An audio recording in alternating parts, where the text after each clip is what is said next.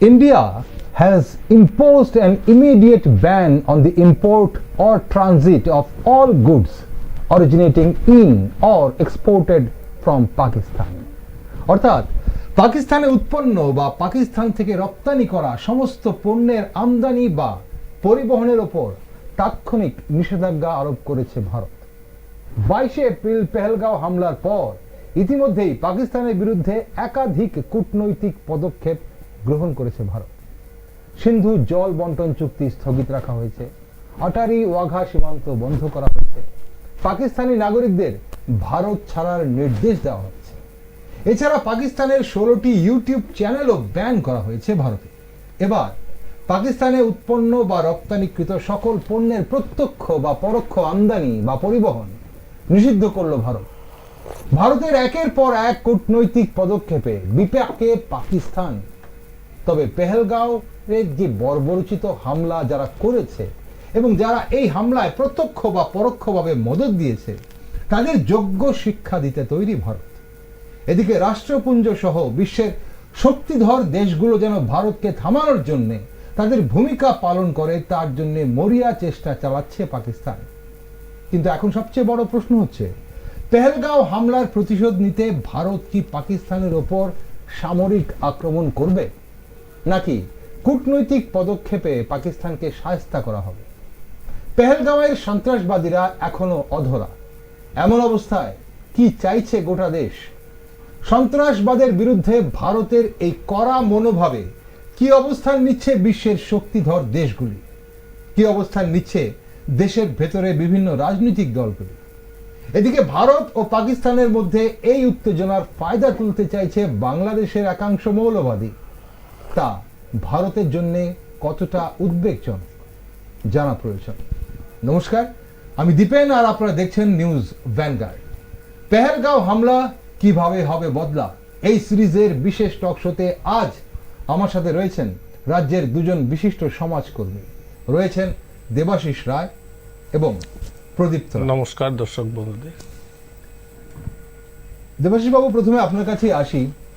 কাশ্মীরে অন্যান্য সন্ত্রাসী হামলার সাথে এই পেহেলগাঁও হামলা কিভাবে আলাদা করে দেখছেন আপনি? কোনোভাবে আলাদা মনে হচ্ছে কিনা? আর হামলার মূল মোটিভ কি ছিল বলে মনে করেন আপনি? 22 এপ্রিল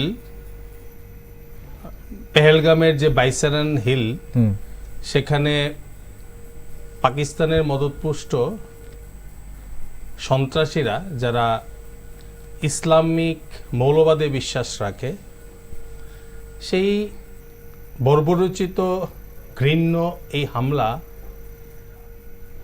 একটু অন্যান্য হামলাগুলোর চেয়ে ভিন্নতর এই কারণে, যেখানে 26 জন পর্যটককে হত্যা করা হয়েছে। আর এই পর্যটকরা তাদের ধর্মীয় যে আধার, অর্থাৎ তারা হিন্দু ধর্মাবলম্বী ছিল বলেই তাদেরকে বেছে বেছে নৃশংসভাবে পয়েন্ট ব্ল্যাঙ্ক রেঞ্জ থেকে তাদের গুলি করে হত্যা করা হয়েছে। এবং আমরা 2016 সালে উরি হামলা দেখেছি, তারপরে 2019 সালে পুলওয়ামা হামলা হয়েছে। সেখানে ভারতবর্ষ প্রত্যাঘাত করেছে, সার্জিক্যাল স্ট্রাইক করেছে 2016 সালে। 2019 সালেও পাকিস্তানের উপর অ্যাকশন নেওয়া হয়েছে। তো এর আগেও আমরা যদি একটু পিছন ফিরে তাকাই, এই কাশ্মীর নিয়ে যা ভারতবর্ষের ভূস্বর্গ আমরা বলে থাকি, সেই 1947 সালে যখন জাতিতত্ত্বের ভিত্তিতে ভারতবর্ষ দ্বিখণ্ডিত করা হয়েছিল, সেই সময় থেকেই কাশ্মীরকে নিয়ে পাকিস্তানিরা বিভিন্নভাবে ডিস্টার্ব করার চেষ্টা করছিল সন্ত্রাসী হামলার মধ্য দিয়ে। 1965 সালে আমরা দেখেছি যুদ্ধ হয়েছে, সেখানেও ভারতবর্ষ পাকিস্তানকে উচিত শিক্ষা দিয়েছে বলবো এই কারণে, তারা চেষ্টা করেছিল কাশ্মীর দখল করার, সেটা পাকিস্তানি বর্বরোচিত যে হামলা সেটা ফলপ্রসূ হয়নি। প্রায় 5800 সৈনিক মারা গেছে পাকিস্তানের, এবং 10,000-এরও বেশি আহত হয়েছে। সে অর্থে সেই যুদ্ধে ভারতবর্ষ জয়ী হয়েছিল। 1971 সালে আমরা পার্টিশন ওয়ার দেখেছি। ইস্ট পাকিস্তানকে আলাদা করে দুটুকরো করা হয়েছে, পাকিস্তানকে বাংলাদেশ জন্ম নিয়েছিল। সেখানেও আমরা দেখলাম যে একটা বেছে বেছে হিন্দু যারা ছিল বাংলাদেশে, সেখানে তাদেরকে মেরে ফেলা হয়েছে। প্রায় কয়েক লক্ষ হিন্দুদের মারা হয়েছে। যত না ইসলামিক কট্টরবাদী মারা গেছে পাকিস্তানের বর্বর আর্মি দ্বারা, সেখানে বেশি হিন্দু মারা গেছে। 1999 সালেও আমরা দেখেছি কার্গিল ওয়ার। সেই কার্গিল ওয়ারেও পাকিস্তানকে শিক্ষা দেওয়া হয়েছিল। তবে আমার মনে হয় এবারের যে নৃশংসতা, যে ধর্মীয় মেরুকরণ করা হয়েছে এই হামলার মধ্য দিয়ে, যে জিহাদির যে কুৎসিত বহিঃপ্রকাশ আমরা দেখেছি, মৌলবাদের, ইসলামিক মৌলবাদের যে বহিঃপ্রকাশ আমরা দেখেছি, তা সত্যিই আমাদের ভারতবর্ষের জন্য শুধু নয়, সারা বিশ্বের সন্ত্রাসবাদের যে ছায়া, সেটাকে নির্মূল করার জন্য ভারতবর্ষ দৃঢ় সংকল্পবদ্ধ। আপনি উল্লেখ করেছেন যে অনেকগুলো ডিপ্লোম্যাটিক স্টেপস নেওয়া হয়েছে, যার মধ্যে ইন্ডাস ওয়াটার ট্রিটি একটা। আমি আসবো দেবাশিসবাবু আপনার কাছে, যে পদক্ষেপগুলো ভারত নিয়েছে, কূটনৈতিক পদক্ষেপগুলো, এবং সেসব পদক্ষেপগুলো কতটা যথেষ্ট, এবং দেশবাসী সেই সব পদক্ষেপে কতটা খুশি এই মুহূর্তে, তার বদলা হিসেবে, পেহেলগাঁওয়ের বদলা হিসেবে, প্রতিশোধ হিসেবে, সেই সব বিষয় নিয়ে আলোচনা করবো আপনার সাথে। কিন্তু প্রীতবাবু রয়েছেন আমাদের সঙ্গে। প্রীতদা, এই যে ব্যাপারটা আপনি কিভাবে দেখছেন? এই যে পেহেলগাঁও হামলা, অনেকেই বলছেন এটাকে অন্যান্য হামলা থেকে একটু আলাদাভাবে দেখা হচ্ছে, এবং যেভাবে বলা হচ্ছে যে বেছে বেছে ধর্ম জেনে জেনে হত্যা করা হয়েছে, এবং এবারের যে হত্যাটা করা হয়েছে একদম নিরীহ পর্যটক, কারণ পর্যটন কাশ্মীরের সর্ববৃহৎ শিল্প, সেখানে এখন পর্যটকদের ওপর হামলা, এবং তারপর ধর্ম জেনে হত্যা, এই হামলা ধর্ম জেনে হত্যা করাটা, সেটাকে একটু অন্যভাবে দেখা হচ্ছে। তার জন্য বলা হচ্ছে যে পেহেলগাঁও হামলা অন্যান্য হামলা থেকে আলাদা। আপনি কিভাবে দেখছেন? 22 এপ্রিল যে ঘটনাটা ঘটেছিল, আজকে 3 মে, তো 12 দিন পরে কি 22 এপ্রিলের যে উত্তেজনা সেটাকে এখন আছে? প্রথম প্রশ্ন হচ্ছে এটা। উত্তেজনা কিন্তু স্তীমিত হয়ে এসেছে। ইতিমধ্যে জাতি গণনার বিষয়টা চলে এসছে, তো এখন ওইটাই কিন্তু প্রধান টপিক হিসেবে উঠে আসছে। তো আরও হয়তো কিছুদিন যাওয়ার পরে হয়তো সেই উত্তেজনাটা প্রশমিত হয়ে যাবে। এখন সোশ্যাল মিডিয়া বা ইলেকট্রনিক মিডিয়ার একাংশের যে উত্তেজনা, সেটা দিয়ে তো আমরা সামগ্রিক বিশ্লেষণ করতে পারি না। আমাদের বিশ্লেষণ করতে হলে সমাজকর্মী হিসেবে যদি কথা বলতে হয়, তাহলে যুক্তিনিষ্ঠ হয়ে কথা বলতে হবে, সত্যের উপর আধারিত হয়ে কথা বলতে হবে, তথ্যনিষ্ঠ হয়ে কথা বলতে হবে। মূল কথা হচ্ছে আমি আসলে কোনো বিতর্কে যেতে চাইছি না, ঠিক আছে? বিতর্কিত বিষয়গুলোতে আমি ঢুকতে চাইছি না। আমি বরং বলতে চাইছি যে কি হতে পারে আগামীতে, সেটা নিয়ে কথা বলতে আমি আগ্রহী। বেছে বেছে ধর্ম দেখে মারা হয়েছে কিনা সেই বিতর্কিত প্রসঙ্গটা আমি আজকে এড়িয়ে যেতে চাইছি। আচ্ছা, ঠিক আছে? কিন্তু ঘটনা হচ্ছে যে কোনো মানে ইনসিডেন্ট যে হয়েছে, সেগুলি কিন্তু জাতি ধর্ম দেখে দেখেই করা হয়েছে। যেমন ত্রিপুরাতে যখন এই উগ্রপন্থী হামলা হয়েছিল, বেছে বেছেই মারা হয়েছিল। জয়পুর থেকে মুম্বাই এক্সপ্রেসে যে গুলি করে মারা হয়েছিল, বেছে বেছেই মারা হয়েছিল। মানে এই ধরনের বেছে বেছেই মারা হয়, ঠিক আছে? তো এরকম মানে যে কোনো মানে এই যে দাঙ্গা হাঙ্গামা হয়, সন্ত্রাসবাদীরা যে কাজগুলো করে, কাশ্মীরে যে সন্ত্রাসবাদী হামলাগুলো হয়েছে, কতটা বেছে মারা হয়েছিল সেই বিষয়ে যেতে চাইছি না, ঠিক আছে? এখন মানে কয়জনকে বেছে মারা হয়েছে আর কয়জনকে না বেছে মারা হয়েছে, 26 জনের মধ্যে কতজনকে বাঁচা হয়েছে আর কতজনকে না বেছে পেছন থেকে গুলি করে দেওয়া হয়েছে, সেই বিষয়ে সংখ্যা হিসেবে এইসব গুরুত্বপূর্ণ মানে এইসব বিষয়ে আমি যেতে চাইছি না। ওইসব গুরুত্বপূর্ণ বিষয় এই মুহূর্তে আমার কাছে মনে হয় না। মনে হয় ভবিষ্যতে কি হতে পারে। আচ্ছা, তো ভবিষ্যতে যেটা হতে পারে, কূটনৈতিক যুদ্ধ তো হচ্ছেই, এবং আরেকটা বিষয় হচ্ছে সামরিক যুদ্ধ, যেটা আজকের দিনে কিন্তু সামরিক যুদ্ধের ব্যাপারটা অন্যরকম হয়ে গেছে। ইউক্রেনকে রাশিয়া আক্রমণ করেছিল এই কারণে যে ইউক্রেনের কাছে কোনো পরমাণু অস্ত্র নেই, ওরা ধ্বংস করে নিয়েছে। পরমাণু অস্ত্র নিরস্ত্রীকরণ কার্যক্রমে অংশ নিয়ে ইউক্রেন পরমাণু অস্ত্র ধ্বংস করে নিয়েছে। তার জন্য কিন্তু রাশিয়া ইউক্রেনকে আক্রমণ করতে পেরেছে।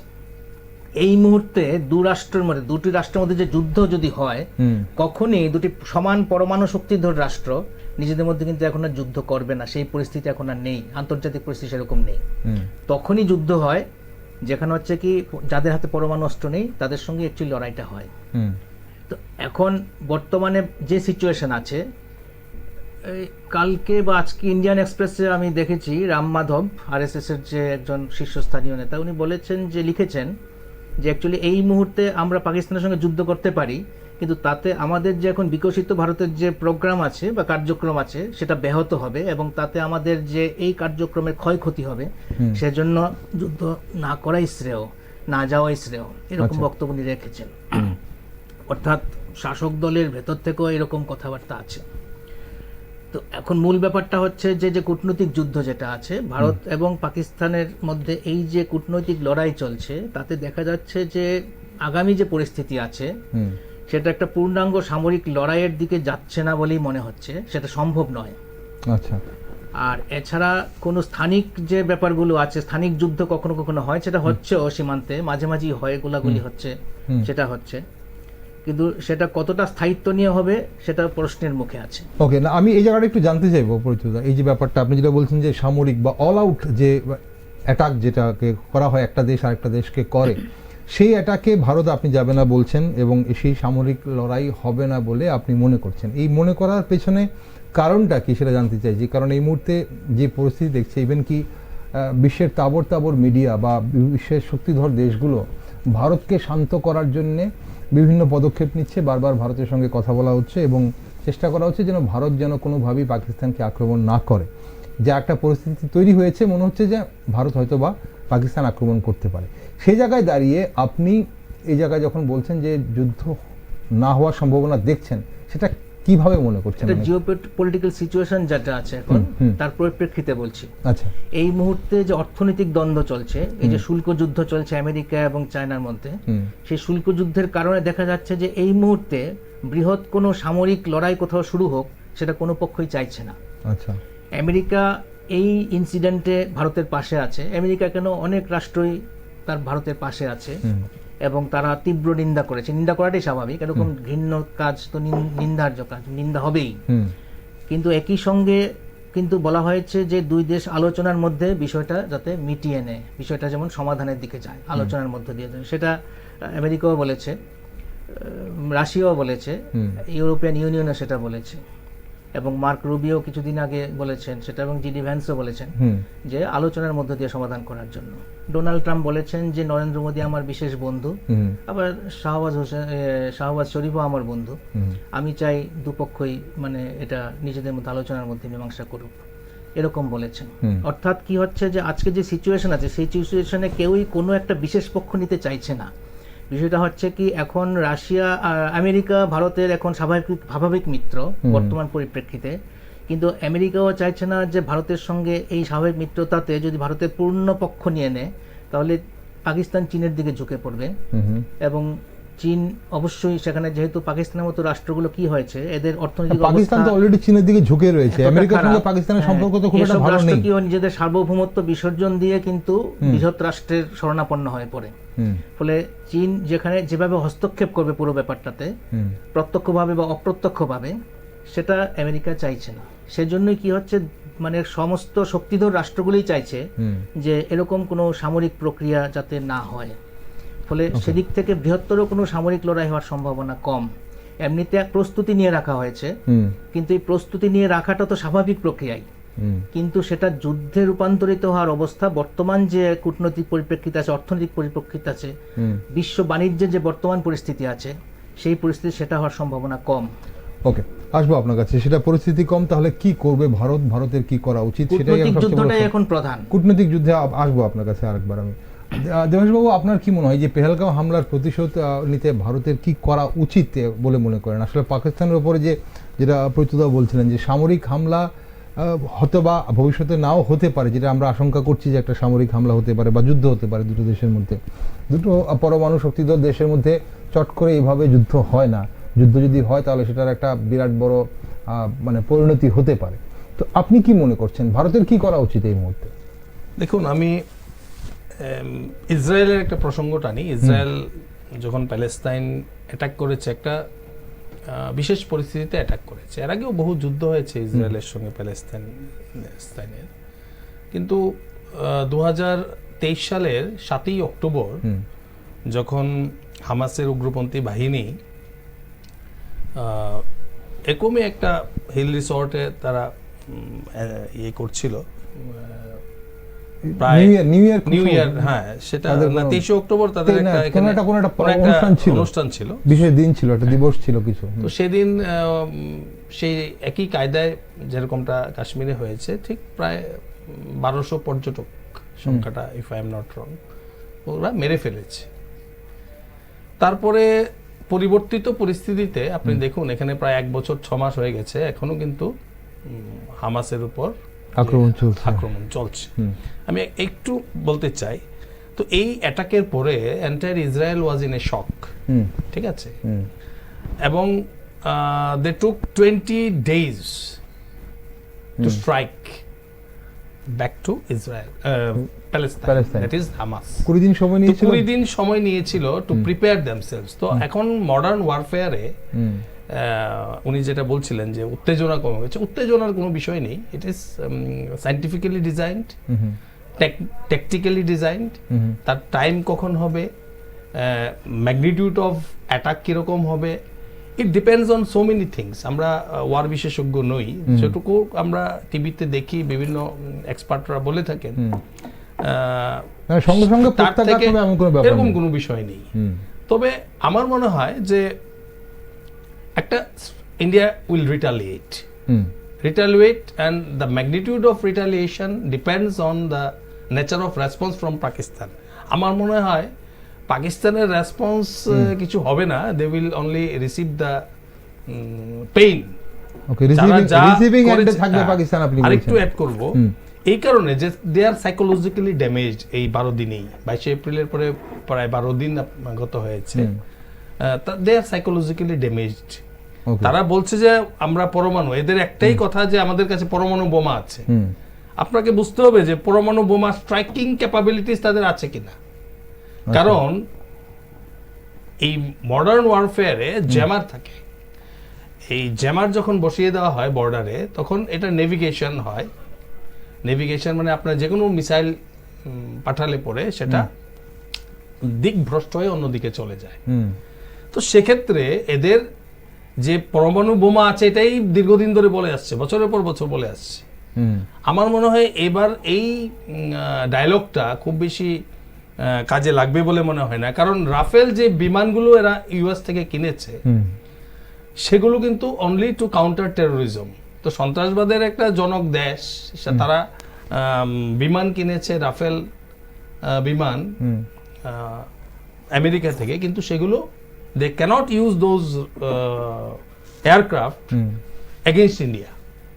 আচ্ছা, ঠিক আছে। তো এটারও কিছু টেকনিক্যাল বিষয় আছে, হয়তো আমেরিকা ক্যান কন্ট্রোল, এটাকে আটকে দিতে পারে if it is used against India. তো দেয়ার আর সো মেনি ইস্যুস। না, এখন কথা হচ্ছে যে এখানে আমার মনে হয় India will strike and the magnitude of strike may not be too large. আপনি যেটা বলছেন যে খুব পাকিস্তান বেশি হয়তো হবে না, পরমাণু শক্তিধর দেশ পাকিস্তান, এবং বরাবর আমরা শুনছি যে পাকিস্তানের হাতে নিউক্লিয়ার ওয়ারহেড আছে এবং সেগুলো পাকিস্তান ব্যবহার করতে পারে। সেই ভয় দেখিয়ে ভারতকে এতদিন অনেক কিছু ক্ষতি করছে বা আটকে রাখা হয়েছে। এখন প্রশ্ন হচ্ছে যে পাকিস্তানের আলটিমেট পাওয়ারটা তো পাকিস্তানের নির্বাচিত সরকারের হাতে নেই, সেটা তো আর্মির হাতে। এখন সেই জায়গাটা কতটুকু ভয়ানক ব্যাপার যে পাকিস্তানের আর্মিতে যারা অলরেডি সন্ত্রাসবাদের মদত পুষ্ট, মানে সন্ত্রাসবাদকে মদত দিচ্ছে, তারা সেখানে কেন নিউক্লিয়ার ওয়ারহেড ব্যবহার করবে না, বা তারা এত কিছু কি ভাববে, জিওপলিটিক্সের এত কিছু কি ভাববে? ঠিক বলেছেন আপনি, কারণ পাকিস্তানের মিলিটারি শাসন, মানে দ্যাট ইজ আর্মি চিফ, মানে number 1 powerful person in Pakistan. এটা হয়তো যে কোনো ইসলামিক কান্ট্রিতে এরকম, আমি জানি না। তো পাকিস্তানের ক্ষেত্রে বলা যায় বর্তমান যিনি সেনা প্রধান Asif Munir is the most powerful one, just like his predecessors. তো সেক্ষেত্রে তারও যে ক্যালকুলেশন আছে, অলরেডি বালুচিস্তানে দেখুন আপনার, এদের অবস্থা খুব কাহিল, পাক সৈন্যরা বেঘরে মার খাচ্ছে। তো বালুচ লিবারেশন আর্মি অর্থাৎ বিএলএ যেভাবে স্ট্রাইক করছে, তাদের কাছে তো কিছুই নাই, মডার্ন ওয়ারফেয়ার এত কিছু নেই, মিসাইল নেই, কিছু নেই, এই বন্দুক দিয়ে কিন্তু এদেরকে মেরে ফেলছে পাকিস্তানি আর্মিকে। তো বালুচ, সিন্ধ, এই সমস্ত যে প্রভিন্সেস আছে পাকিস্তানে, সেগুলো they are on the verge of gaining independence, civil ওয়ারের মধ্যে তারা। কারণ এই বালুচিস্তানের যে রিসোর্স, তার সবটা তুলে নিয়ে যায় পাকিস্তান। তার একটা মিনিমাম এই রিসোর্সের একটা অংশ 10% বালুচের বালুচের জন্য ব্যয়িত হয়। তো এখানে তারা খুব তাদের খুব ইন্টারনাল যে কনফ্লিক্ট, এই ইন্টারনাল কনফ্লিক্টই পাকিস্তান সামলাতে পারছে না। আর একটা মানে অনেকটা ভিখারি দেশ হয়ে গেছে। তাদের কোনো কিছু প্রোডাকশন কিছু নেই। আপনি তাদের স্টক এক্সচেঞ্জ দেখুন, stock market it has collapsed, whereas India's stock market is gaining despite the tension of Indo-Pak conflict. তাহলে আপনি কম্পারিজন করবেন যে পাকিস্তানের অর্থনীতির বেহাল দশা আগে থেকেই ছিল, এই 12 দিনে এদের আরো পতন হয়েছে। তো তারা তাদেরকে ইন্ডিয়া প্ল্যান করছে তাদেরকে মিলিটারি স্ট্রাইকের আগে ভাতে মেরে নেবে। তো আর যেটা ইন্ডাস ওয়াটার ট্রিটি যেটা হচ্ছে, blood and water cannot flow together, that is the main principle behind suspension of this water treaty. Okay, এই যে জল চুক্তি মানে বন্টন জল চুক্তি, এটাই আমি বলছি যে একটা কিছু একটা স্ট্রাইক হতে পারে, এটা আমার পার্সোনাল। ঠিক, আপনি মনে করছেন স্ট্রাইক হতে পারে। এই যে ব্যাপারটাকে কিভাবে দেখছেন? পাকিস্তানকে 12 দিনে অনেকটা উইক করা হচ্ছে, অনেকটা বলা হচ্ছে, এবং যে সঙ্গে সঙ্গে যে মানে অ্যাকশন হয় সেটা আজকাল মডার্ন এরাতে সেই ধরনের ভাবে অ্যাকশন হয় না। বলা হচ্ছে প্ল্যান গেম, একটা সায়েন্টিফিক্যালি প্ল্যান করা হয়, তারপর একটা স্ট্রাইক হতে পারে, যেটা দেশবাবু বলছেন। আপনি কি মনে করছেন? পাকিস্তান তো এমনিতেই অর্থনৈতিকভাবে দুর্বল রাষ্ট্র। 12 দিনে কতটা উইক হয়েছে তার চেয়ে বড় ব্যাপার হচ্ছে আগে থেকে পাকিস্তান উইক হয়ে আছে। তার অর্থনৈতিক যে মেরুদণ্ড সেটা ভেঙে আছে। তার নানা কারণ আছে। এখন সোর্স অফ যে নিউজ, যেটা আমি যে মানে ইনফরমেশন, সেটার উপর ডিপেন্ড করে যে আসলে কথা যখন আমরা বলবো সেটা কিসের ভিত্তিতে বলবো। মানে আমি কোন সোর্সগুলি পছন্দ করি দেখতে, কোন সোর্সগুলি থেকে আমি নিউজটা নিতে চাই, আমার মনের আকাঙ্ক্ষা কি, আমি মনে মনে কি কামনা করছি বা আমরা মনে মনে কি কামনা করছি, তার উপর কিন্তু আমাদের সিদ্ধান্তগুলো তৈরি হয়, আমাদের চিন্তাভাবনাগুলো ওই দিকে চালিত হয়। এবং আমি যে নিউজ সোর্সগুলি নিতে চাই সেখান থেকে আমি নিউজ ফিড নেব। নিউজ ফিড নিয়ে সেটাকেই আমি যখন পরিবেশন করব তখন কি হয় যে আমি একটা বায়াসড একটা অবস্থান থেকে কথা বলবো। এই জন্য সমস্ত রকম সোর্সগুলি নিতে লাগে। মানে আমি যে পছন্দ করি, আমার যে মতাদর্শ, সেই মতাদর্শ অনুসরণকারী সোর্সের পাশাপাশি আমার মতাদর্শের বিপরীত যারা আছে তাদের সোর্সটাও নিতে লাগে। ওইভাবে নিলে হলে কি হয়, একটা নিউট্রাল পজিশন যারা, সেখান থেকে আমি নৈর্ব্যক্তিক বিশ্লেষণ করতে পারবো কোনো বিষয়কে।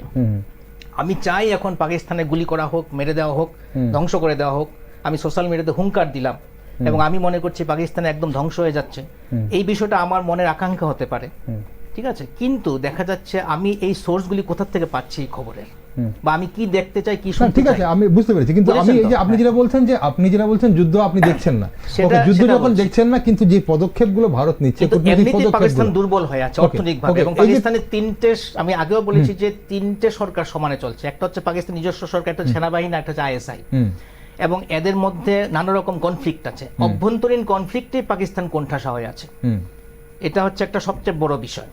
এছাড়া এখন যে বিভিন্ন কূটনৈতিক পদক্ষেপগুলো নেওয়া হয়েছে সেক্ষেত্রে অনেক ক্ষেত্রেই আপাতভাবে কিন্তু সেটা একটা মানে সমস্যার মধ্যে ফেলার মতোই বিষয়। কিন্তু এখন সিন্ধু জল চুক্তির যে বিষয়টা হয়েছে সেটা তো একটা দীর্ঘকালীন প্রক্রিয়া। মানে আগে তো বাঁধ দিতে হবে, বাঁধ দিয়ে জল আটকাতে হবে, সেই জলের স্রোত আটকানোর ব্যাপার আছে, সেখানে আবার আন্তর্জাতিক নিয়ম টিয়মের ব্যাপার আছে। এখনো কিন্তু সিন্ধু দিয়ে জল বয়ে যাচ্ছে, জল কিন্তু পুরোপুরি বন্ধ হয়নি। আর বাণিজ্যের যে বিষয়টা আছে, বাণিজ্যের ক্ষেত্রে সবচেয়ে বড় সমস্যা হচ্ছে কি, থার্ড পার্টি দিয়ে বাণিজ্যের ব্যাপারটা আছে। পাকিস্তান থেকে ভারতে আসে খুব কম সামগ্রী, মাত্র $50 কোটি বা ওই রকম কিন্তু সামগ্রী গত বছর। আজকে যেটা ব্যান করা হয়েছে, থার্ড পার্টি যেটা আসলে ব্যান করা হয়েছে আজকে, কিন্তু যেটা যাচ্ছে পাকিস্তানে, যেমন ফার্মাসিউটিক্যালস কোম্পানিগুলো সেখানে যে প্রোডাক্টসগুলো পাঠায়, সরাসরি না পাঠিয়ে জেমস এন্ড জুয়েলারিজ বা বিভিন্ন প্লাস্টিক সামগ্রী, সেটা কি হয়, শ্রীলঙ্কা, সিঙ্গাপুর বা দুবাই হয়ে সেটা কিন্তু পাকিস্তানে যেতে পারে। এটাকে কিন্তু যাওয়াটা কিন্তু আটকানো সম্ভব নয়, কারণ দুবাইয়ের সাথে বাণিজ্য আছে ইন্ডিয়ার, শ্রীলঙ্কার সাথে আছে, সিঙ্গাপুরে আছে, সেখানে যাবে, সেখান থেকে পাকিস্তানে চলে যাবে। আসার ক্ষেত্রে সমস্যা হতে পারে, সেখানে আমি জানি না কিভাবে আটকাবে বিষয়টা, সেটাও সিঙ্গাপুর, শ্রীলঙ্কা বা দুবাই হয়ে ভারতে আসতে পারে, কিন্তু সেটা কিভাবে আটকাবে সেটা আমার এখন জানা নেই। কিন্তু আমদানিটা আটকানো গেলেও রপ্তানির যে ব্যাপারটা সেটা ঘুরপথে সেখানে যেতে পারে। আর প্রয়োজন কোনটা, আমদানি আটকানো না রপ্তানি আটকানো? রপ্তানি হলে তো প্রথম কথা হচ্ছে কূটনৈতিক সিদ্ধান্ত হিসেবে এখন তো এই ধরনের সিদ্ধান্তগুলো নিতে হবেই, কারণ অর্থনৈতিকভাবে কোণঠাসা করার বিষয়টা দু দেশের একটা ইয়ের মধ্যেই থাকে, মানে যখন কনফ্লিক্ট থাকে তখন, আগেও হয়েছে সেটা হতেই পারে। ওকে, কিন্তু এখন মূল বিষয়টা হচ্ছে আসলে আন্তর্জাতিকভাবে গৃহীত যেটা হবে, কারণ আন্তর্জাতিক সম্পর্কগুলি উপেক্ষা করে তো ভারত রাষ্ট্র চলতে পারে না। আন্তর্জাতিক যে নিয়মাবলী আছে তার মধ্যে থেকে আন্তর্জাতিক সমর্থন যদি পেতে হয় তাহলে কূটনৈতিক যুদ্ধটাই এই মুহূর্তে বড়, এবং সেটা ভারত সরকার বুঝতেও পারছে। এর জন্যই ওই লড়াইয়ে যাচ্ছে, ডিপ্লোম্যাটিক মুভমেন্টগুলো হচ্ছে আর অর্থনৈতিক বিভিন্ন বিধিনিষেধের ব্যাপারগুলো হচ্ছে। সেটা কতটা ফলপ্রসূ হবে সেটা আগামী দিনে বলবে। সব ডিসিশন কি তাহলে আন্তর্জাতিক মহলের উপরে নির্ভর করে? তাহলে কি ভারতের মতো দেশ বা যে কোনো দেশ, নাগরিক সমাজের একটা চাপ তো আছে একদম, ভারতের নিজস্বতা কিছু তো রয়েছে, কিছু ডিসিশন তো ভারত নিজে নিতে পারবে। কি হয়, এটা কতটা শক্তিশালী হবে সেটা নির্ভর করে মিডিয়ার অবস্থানের উপরে।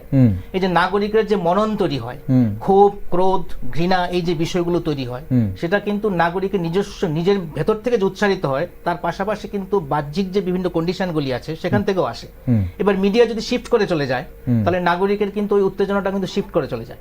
আচ্ছা, ঠিক আছে, এরকম একটা বিষয় আছে। এখনো নাগরিকের একাংশের মধ্যে এরকম একটা আকাঙ্ক্ষা আছে যে ভারত পাকিস্তানকে অ্যাটাক করুক, কিন্তু শুধু নাগরিকের সেই আকাঙ্ক্ষার উপরে কিন্তু সামগ্রিক অবস্থাটা দাঁড়িয়ে নেই। সেখানে প্রথম দেখতে হবে বিদেশ মন্ত্রকের বক্তব্য কি আসছে, স্বরাষ্ট্র মন্ত্রকের বক্তব্য কি আছে, ঠিক আছে, প্রধানমন্ত্রীর দপ্তর থেকে কি বক্তব্যগুলো আসছে, সেই বক্তব্যের সঙ্গে মিডিয়ার যে মানে প্রপাগান্ডা বা সাধারণ যে সোশ্যাল মিডিয়াতে যে প্রপাগান্ডা চলছে সেটা কিন্তু এক হচ্ছে না, মিলছে না। কারণ সেখানে অনেক প্রোটোকল আছে, নিয়ম আছে, সেগুলি মেনে কিন্তু চলতে হয়। আজকে একটা রাজনৈতিক সভায় যখন একজন সরকারের একজন লোক বা একজন মন্ত্রী যখন ভাষণ দেবেন তখন তার ভাষ্য, আর প্রেস মিট করে যখন সরকারের বক্তব্য রাখবেন তখন তার ভাষ্য কিন্তু আলাদা হয়। সেগুলি ভালো করে খেয়াল করতে হবে। সেগুলি খেয়াল করে আমরা বুঝতে পারবো যে আমাদের আকাঙ্ক্ষার সঙ্গে বাস্তবে যেটা ঘটবে সেটার কিছুটা পার্থক্য আছে। ঠিক, ওকে, তার জন্যই আমরা তাকিয়ে আছি, বারবার আলোচনায় আমরা বসছি, এর জন্যই আমরা বোঝার চেষ্টা করছি, গভীরতা বোঝার চেষ্টা করছি। এই যে পরিস্থিতির সৃষ্টি হয়েছে, দুটো দেশের মধ্যে যে উত্তেজনা সৃষ্টি হয়েছে, দুটো পরমাণু শক্তিধর দেশের মধ্যে যে উত্তেজনা সৃষ্টি হয়েছে, তার পরিপ্রেক্ষিতে এশিয়ার মহাদেশে অবশ্যই বাকি গোটা বিশ্বের জিওপলিটিক্স, বিভিন্ন শক্তিধর দেশগুলো কি ভাবছে, কি করতে চাইছে এই দুটো দেশকে নিয়ে, সেটা একটা গুরুত্বপূর্ণ বিষয়। দিবেশবাবু, 1971-এর পর 1986, মানে 71 থেকে 86, ধরুন প্রায় ওই 15 বছর বলা হয় যে দু দেশের মধ্যে একটা শান্তি ছিল, কিন্তু এরপর যুদ্ধকালীন পরিস্থিতি সৃষ্টি হয় বহুবারই হয়। সেটা কার্গিল যুদ্ধ ছেড়ে দিলে বাকি তেমন কোনো যুদ্ধ হয়নি। কার্গিল যুদ্ধ একটা এরিয়া শুধু যুদ্ধ হয়েছে। এখন এবার পরিস্থিতি আলাদা, আপনি যেটা বলছেন যে একটা যুদ্ধ আপনি দেখছেন, এবার পরিস্থিতি আলাদা কিভাবে দেখছেন? সেই পুলওয়ামার পরে বলুন বা উরির পরে বলুন বা সেই অমরনাথ যাত্রীদের ওপর যে অ্যাটাক হয়েছিল, হামলা হয়েছিল, তারপরে এবারের যে পেহেলগাঁও হামলাটাকে আপনি অন্যভাবে কিভাবে দেখছেন, কেন দেখছেন? 2014-র পর থেকে ভারতবর্ষের আপনি লক্ষ্য করবেন যে ডিফেন্স বাজেট সেটা অনেক বেড়ে গেছে, যে 81 বিলিয়ন আমরা ডিফেন্স বাজেট বছরে, সেই তুলনায় পাকিস্তানের ডিফেন্স বাজেট অ্যারাউন্ড 10-11 বিলিয়ন। তো বিষয়টা না, বিষয়টা হচ্ছে প্রকিউরমেন্টের ক্ষেত্রে মানে আপনার যে টেকনোলজিক্যাল অ্যাডভান্সমেন্ট, স্পেস টেকনোলজিতে ইন্ডিয়ার যে অ্যাডভান্সমেন্ট, এখানে কোথায় কোথায় টার্গেট আছে, আমাদের স্পেস থেকে যে সিগন্যালস আছে সেখানে India knows it very well. তো এর মানে এই নয় যে প্রায়ার টু 2014 কোনো ইন্ডিয়ার স্পেস মিশন ছিল না, ছিল, অবশ্যই ছিল, কিন্তু there has been massive transformation during the last 10 years or so in terms of technological advancement, in terms of space technology, in terms of procurement of transparent procurement of war materials, indigenous fighter aircraft. তো ভারতবর্ষের প্রযুক্তিগত দিক দিয়ে বিশাল, এখন India মানে exporting country, মানে arms and অ্যামিউনিশনের ক্ষেত্রে। তো এই মানে আমি যে পরিবর্তনটা দেখছি বিগত 10 বছরে, সেদিক থেকে অনেক বেশি ভারতবর্ষ বলা যায় সামরিক দিক দিয়ে, এটি বিট নেভি, বিট মানে ল্যান্ড, মানে অনেক বেশি শক্তিশালী, আপনি বলছেন বায়ু, তিনও ক্ষেত্রেই ভারতবর্ষের পারদর্শিতা লক্ষ্য। এবং সবচেয়ে বড় মানে হচ্ছে এয়ার ডিফেন্স সিস্টেম, S-400 যেটা আছে, তারপরে আরো অনেকগুলো precision technology to navigate, missile technology, অন্য দেশের কিভাবে আটকানো যায়, যেরকমটা ইসরায়েল, ডক্ট্রিন অফ ইসরায়েল কিন্তু একটা ইম্পর্টেন্ট বিষয়। এখানে ইসরায়েলিদের ছোট্ট একটা দেশ, সবাই রাষ্ট্রভক্ত, প্রত্যেকেই মানে ঘরে ঘরে মিলিটারি পার্সোনাল আছে। আজকে ইহুদি রাষ্ট্র মানে বিশ্বের একমাত্র, এরা টিকে আছে শুধুমাত্র এদের দেশভক্তি আর টেকনোলজির কারণে। কোনো দেশ কিন্তু মানে ইসরায়েলের সঙ্গে ফাইট করতে ভয় পায়, এটা যে কেউ হোক। যাই হোক, তো আমি দেখছি যে আর মানে ইন্ডিয়ার সেই ট্রান্সফরমেশনটা যেটা বিশ্বগুলোর দিকে ইন্ডিয়া ধাবিত হচ্ছে, যেটা শিক্ষাক্ষেত্রেই হোক, সামরিক দিক দিয়েই হোক, বা ইন্টারন্যাশনাল যে ডিপ্লোমেসি বলা যায়, ভারতবর্ষ এখন অধিকাংশই ইসলামিক কান্ট্রিগুলো অনেক বন্ধু, আরব কান্ট্রিজগুলো। এখন আগে একটা ছিল যে কোনো কিছু ইসলামিক কান্ট্রির উপরে একটা কান্ট্রির সঙ্গে যুদ্ধ হলে বাকিগুলো একসঙ্গে হয়ে যেত। নাও দ্য থিং ইজ ডিফারেন্ট, মানে একটা ট্রেড রিলেশনস আছে। ভারতের পক্ষে বহু অনেক মানে অ্যাডভান্টেজ আছে যে ইন্ডিয়া ওকে, সেই অ্যাডভান্টেজগুলো নিয়ে ভারত আপনি স্ট্রাইক করতে পারে বলে আপনি বিশ্বাসী এবং আপনি সেটা মনে করছেন। এবং আমি একটু অন্য জায়গায় যাই। আমরা যখন এই মুহূর্তে নর্থ ইস্টের একটি প্রান্তিক রাজ্যে বসে আছি, আমরা এখান থেকে বসে যখন কথা বলছি ভারত পাকিস্তান সম্পর্কে, তখন আমাদের পার্শ্ববর্তী দেশ বাংলাদেশে অশান্তি চলছে বহু মাস ধরে। এখন বাংলাদেশের অবসরপ্রাপ্ত একজন মেজর জেনারেল, যিনি বর্তমানে ন্যাশনাল ইন্ডিপেন্ডেন্ট কমিশনের চেয়ারপারসন, ফজলুর রহমান বলেছেন ভারত যদি পাকিস্তান আক্রমণ করে তাহলে উচিত, বাংলাদেশের উচিত চীনের সাথে মিলে উত্তর পূর্ব ভারত দখল করে নেওয়া। যদিও মানে বলা হয় যে উনি মোহাম্মদ ইউনিসের অন্তর্বর্তী সরকারের প্রধান, যিনি মোহাম্মদ ইউনিস, ওনার খুব নিকটবর্তী লোক, কিন্তু ইউনিস সরকার এটা ওনার ব্যক্তিগত বক্তব্য বলে পাশ কাটিয়ে গেছেন। প্রচুরদা কি মনে করেন এখানে ভারতের মানে এখানে কতটা সুযোগ রয়েছে বাংলাদেশের এই ধরনের কাজ করার, এবং ভারত এই বিষয়ে কতটা উদ্বেগ? এগুলো আপাতত গুরুত্বহীন কথা।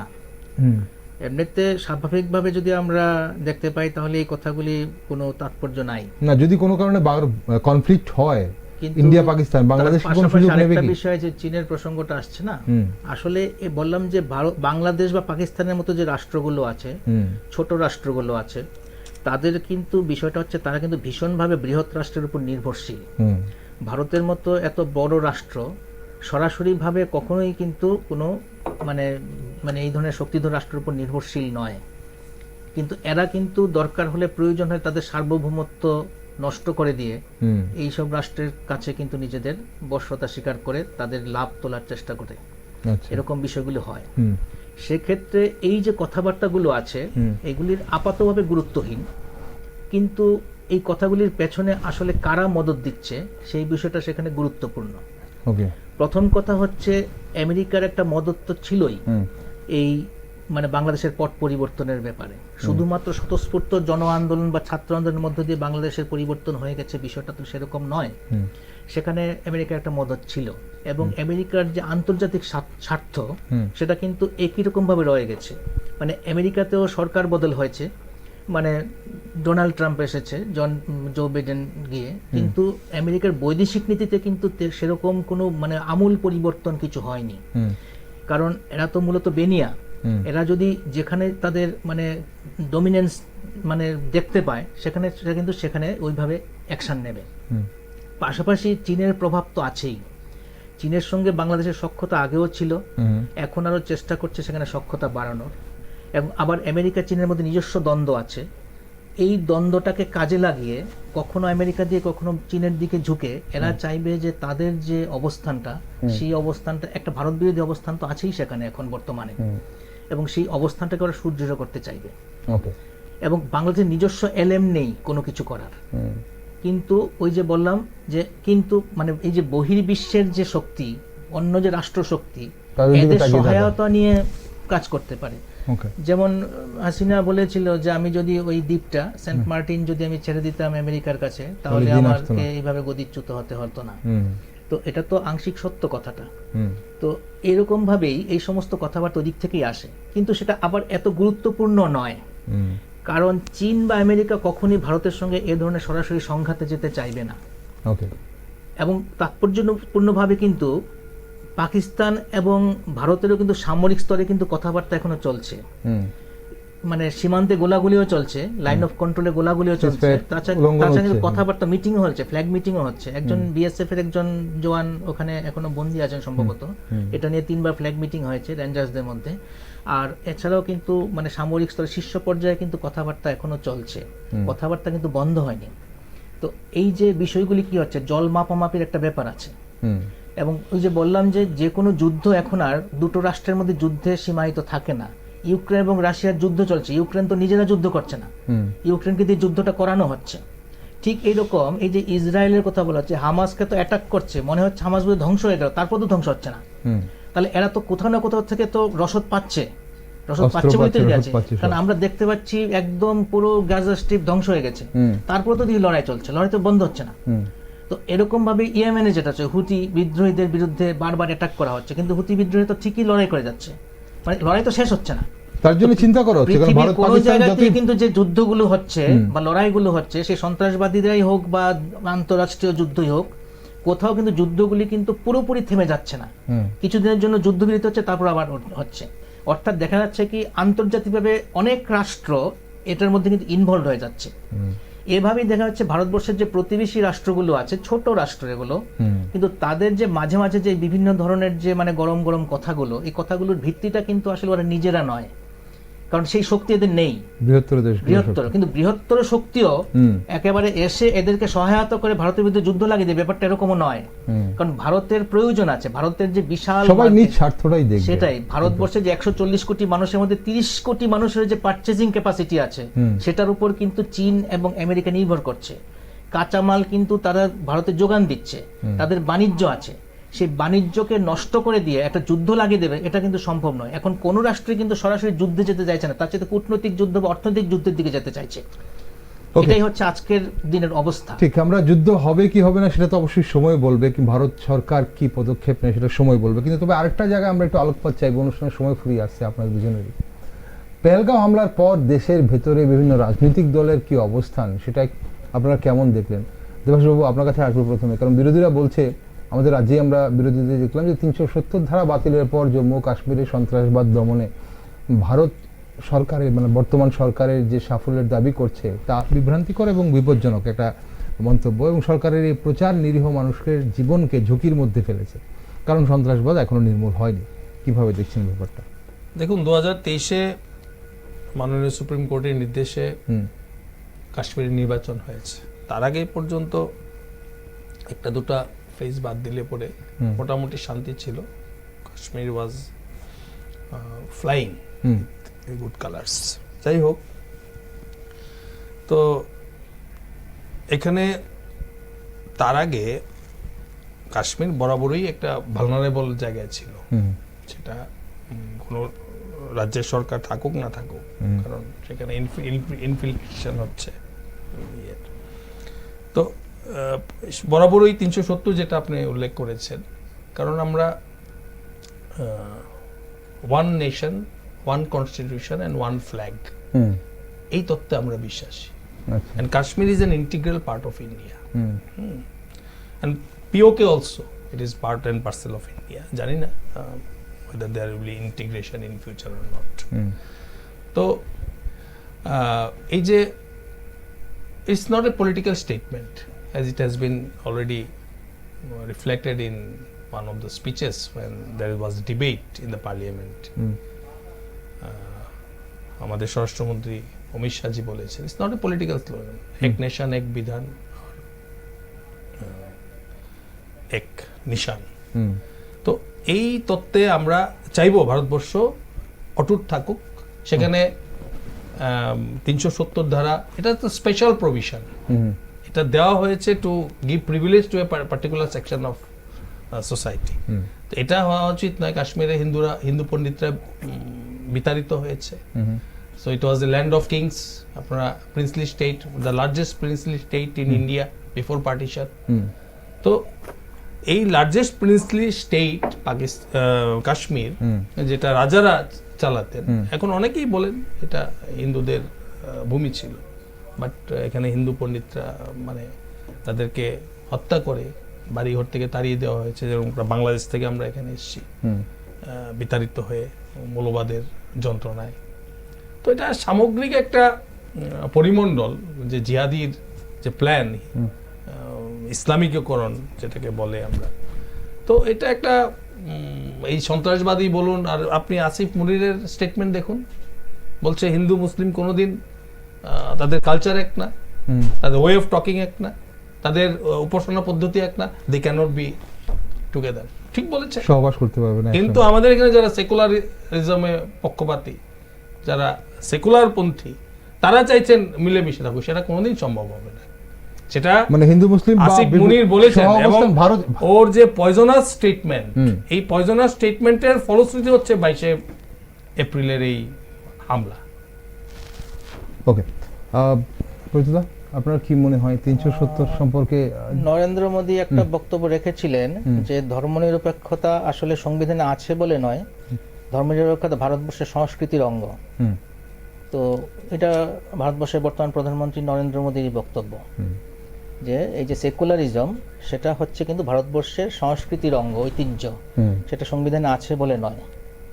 তো যাই হোক, সংবিধানে ঢোকানো হয়েছে না, উনি বলেছেন সংবিধানে আছে বলে নয়, সংবিধানে ঢোকানো হয়েছে বলে নয়, ধর্মনিরপেক্ষতা আমাদের রক্তে এবং আমাদের ঐতিহ্য ধর্মনিরপেক্ষতা ছিল এটা না। উনি বলেছেন, নরেন্দ্র মোদী বলেছেন। নরেন্দ্র মোদী না, অটল বিহারী বাজপেয়ী? নরেন্দ্র মোদী বলেছেন, আচ্ছা, বক্তব্য আছে, আপনি ইউটিউবে দেখে নিতে পারেন, ওকে, উনি বলেছেন সেটা, আমার নজরে পড়েনি। হ্যাঁ, আর আরেকটা বিষয় হচ্ছে যে আসলে ওই 2008 সালে যখন এই যে মুম্বাইয়ে হামলাটা হয়েছিল, তখন কিন্তু তীব্রভাবে সমালোচিত হয়েছিল কেন্দ্রীয় সরকার, এবং তখন কিন্তু বিভিন্নভাবে প্রশ্নবাণে জর্জরিত করা হয়েছিল নিরাপত্তার যে গলদ সেটা নিয়ে, এবং সঙ্গতভাবেই করা হয়েছিল, এবং দুজন পদত্যাগ করেছিলেন, স্বরাষ্ট্রমন্ত্রী পদত্যাগ করেছিলেন শিবরাজ পাতিল, এবং মহারাষ্ট্রের মুখ্যমন্ত্রী পদত্যাগ করেছিলেন নিরাপত্তার গলদ স্বীকার করে নিয়ে।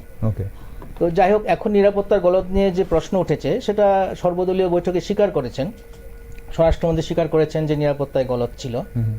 সেটা নিয়ে আলোচনা খুব একটা হয়নি মিডিয়াতে, কিন্তু উনি স্বীকার করেছেন নিরাপত্তায় গলদ ছিল। এবং রিপাবলিক চ্যানেল, যেটা চ্যানেলের নামটা বলে ফেললাম, বলা উচিত নয় হয়তো, তো ওখানে অ্যাকচুয়ালি জিডি বক্সি, যিনি মেজর জেনারেল ছিলেন, উনি বলেছেন যে মানে সেনাবাহিনীতে যে সংখ্যা কমিয়ে দেওয়া হচ্ছে, মানে সৈন্যের সংখ্যা, সৈন্যবাহিনীকে ছোট করে ফেলা হচ্ছে।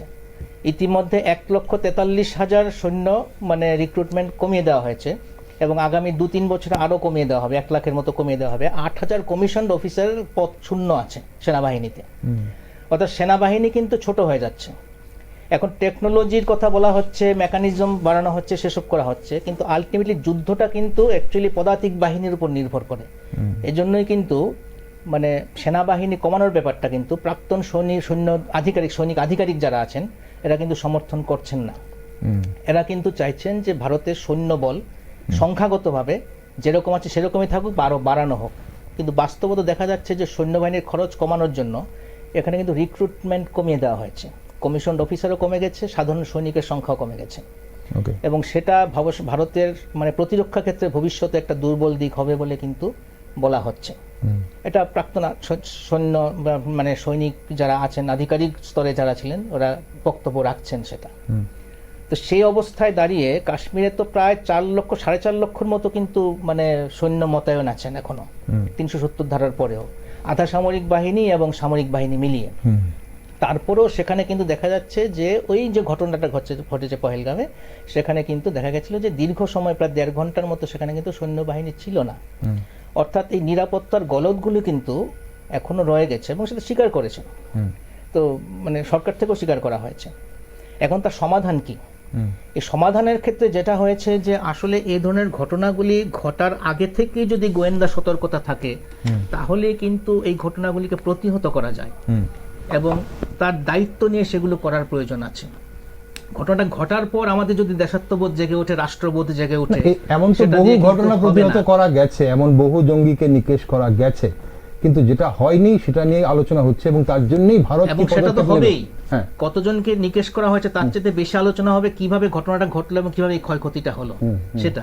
যেমন আজকেও যেটা হয়েছে যে হঠাৎ একটা খবর এসেছিল যে শ্রীলঙ্কার যে এয়ারপোর্ট আছে, চেন্নাই থেকে নাকি এরা 6 জন সন্ত্রাসবাদী জঙ্গি চেন্নাই থেকে চলে গেছে বিমান যোগে, সিংহলে চলে গেছে। তো এখন সেটা হয় কি করে? চেন্নাই থেকে যেতে পারলো কি? যদিও পরে দেখা গেছে যে এরকম ঘটনা কিছু নেই, ফ্লাইটটা আবার সিঙ্গাপুর চলে গেছে। কিন্তু এ ধরনের খবরগুলি যদি আসে এবং যদি সত্য হয় তাহলে এটা তো একটা সাংঘাতিক উদ্বেগজনক ব্যাপার যে চেন্নাই এয়ারপোর্ট দিয়ে ওরা যেতে পারলো কি করে যদি সত্যিই হতো ঘটনাটা। তো এই যে গলদগুলো এখনো রয়ে গেছে, এই গলদগুলি ইন্টেলিজেন্স যে এখনো যে নানা জায়গায় যে তার যে ঘাটতি রয়ে গেছে সেগুলো সেই ঘাটতিগুলি পূরণ করা দেশের অভ্যন্তরে আসলে এই জায়গাগুলি পূরণ করা সবার আগে দরকার। ওকে এটা যদি না করা হয় তাহলে এই ঘটনাগুলি পুনরাবৃত্তি আবার হতে পারে এবং আমরা কিন্তু আরো এমন ঘটনাগুলি যদি সাক্ষী হই তাহলে তার মতো হৃদয় বিদারক এবং উদ্বেগের এবং ক্ষোভের ব্যাপার সেটা কিন্তু আর কিছু কিছু হবে এই থাকবে না। মুহূর্তে the nation should stand together আমার মনে হয় সারা দেশ এবং পলিটিক্যাল পার্টি যারা আপনি বলছিলেন যে সব সর্বদলীয় বৈঠকে হ্যাঁ নিঃশর্ত সমর্থন দিয়েছেন সরকারকে, নিঃশর্ত সমর্থন সমর্থন এখানে দিয়েছেন সরকারকে। রাজনীতির কোনো বিষয় নেই। সেখানে যখন দেশ আগে, রাষ্ট্রর বিষয় চলে আসে তখন রাষ্ট্র রাজনীতি নেই, স্বার্থ- সেখানে দেশ আগে। সেখানে দেশ আগে একদম। আরেকটা যেটা বাংলাদেশের সম্বন্ধে আমি একটু বলবো, ভারতবর্ষের প্রচেষ্টার ফলেই 1971 সালে বাংলাদেশের জন্ম হয়েছে, ভারতবর্ষের ঔরস থেকে জন্ম হয়েছে বাংলাদেশ। আর এনারা যা বলছেন এগুলি আমি ওনার সঙ্গে সহমত যে এদের কোনো ওয়েটেজ দেওয়া উচিত যারা না। বাংলাদেশের এরা স্বাধীনতা একটু যারা লাফালাফি চায়নি, করবে, আর এদের লাফালাফি করেই এদের করে খাওয়া আর কি আমার মনে হয়। ঠিক একদম। অসংখ্য ধন্যবাদ দুজনকে, এই সময় ফুরিয়ে গেছে অনুষ্ঠানে। ধন্যবাদ, আপনারা দুজনই খুব গুরুত্বপূর্ণ আলোচনা করলেন। তবে যে যুদ্ধের দিকে গোটা ভারতবাসী উদ্বেগজনকভাবে তাকিয়ে আছে যে পাকিস্তান আক্রমণ করবে কিনা ভারত, শুধু ভারতবাসী নয় গোটা বিশ্বের অনেক মানুষ, অনেক নাগরিক তাকিয়ে আছে সেখানে ভারত এবং পাকিস্তানের এই উত্তেজনা কোথায় গিয়ে শেষ হয় সেটা দেখার জন্য। তবে পাকিস্তান যে প্রক্সি ওয়ার চালিয়ে যাচ্ছে ভারতের সাথে, ছায়াযুদ্ধ এবং সন্ত্রাসবাদের আড়ালে, তার একটা বিহিত হওয়া চাই বলে অনেকেই কিন্তু দাবি করছেন। ধন্যবাদ প্রীতিদা, আপনাকে ধন্যবাদ। দর্শকবাবু আপনাকে ধন্যবাদ সঙ্গে থাকার জন্য। দর্শক বন্ধুরা, 22 এপ্রিল পেহেলগামে সন্ত্রাসী হামলায় 26 জন নিরীহ পর্যটক নিহত হওয়ার পর থেকে পরমাণু শক্তিধর দুই প্রতিবেশী দেশের মধ্যে উত্তেজনা বেড়েছে। ইতিমধ্যে ভারতীয় বিমান বাহিনী একটি সামরিক মহড়া পরিচালনা করেছে, যাতে Rafale, Sukhoi 30S-400 air defence system এবং অন্যান্য আধুনিক প্রযুক্তি ব্যবহার করা হয়েছে। এদিকে আজ পাকিস্তান একটি ক্ষেপণাস্ত্রের পরীক্ষা চালিয়েছে বলেও শোনা যাচ্ছে। সাম্প্রতিক এই উত্তেজনা দুই দেশের মধ্যে যুদ্ধের আশঙ্কা সৃষ্টি করেছে। তবে আন্তর্জাতিক চাপ এবং কূটনৈতিক প্রচেষ্টায় পরিস্থিতি নিয়ন্ত্রণে আনার চেষ্টা চলছে বলে মনে করছেন অভিজ্ঞ মহল। আগামী দিনে পরিস্থিতি কোন দিকে মন নেয় তা সময় বলবে, সেদিকে নজর রাখছি আমরা। আর আপনারা সব নিউজ আপডেট ও টক শো দেখার জন্য চোখ রাখুন শুধুমাত্র নিউজ ভ্যানগার্ডে।